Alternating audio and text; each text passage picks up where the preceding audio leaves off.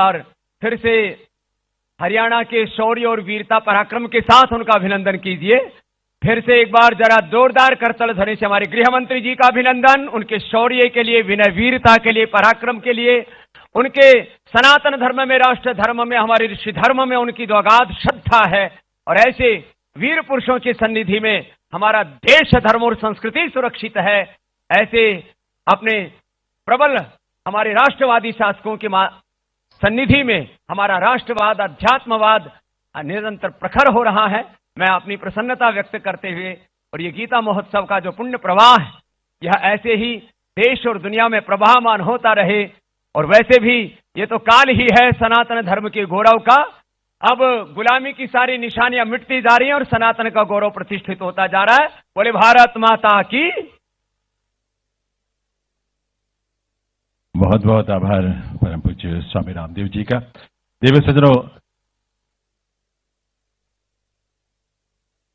क्योंकि क्रम हमारे जैनेन्द्र जी के पास है 1 मिनट का, उसमें माननीय दिनेश जी बस 1-2 वाक्यों में 22 जनवरी का एक निमंत्रण श्री राम मंदिर का देंगे। और इस बीच में हमारे मध्य जैन परंपरा के बहुत प्रबुद्ध संत श्रद्धेय पीयूष मुनि जी महाराज उपस्थित हैं, और वाल्मीकि समाज से बहुत प्रबुद्ध संत हमारे आदरणीय रवि शाह जी की उपस्थिति मंच पर हुई है। हृदय से अभिनंदन। ओम कृष्णम वंदे जगत गुरु। परम वंदनीय पूज्य सभी संतों के श्री चरणों में साष्टांग प्रणाम करता हूं।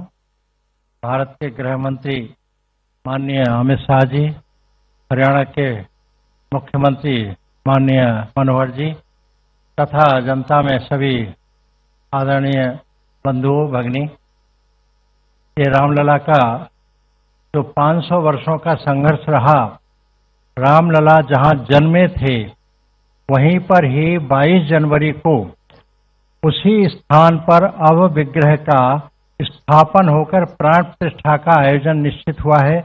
15 जनवरी से सूर्य उत्तरायण आने के बाद यह अनुष्ठान शुरू होगा।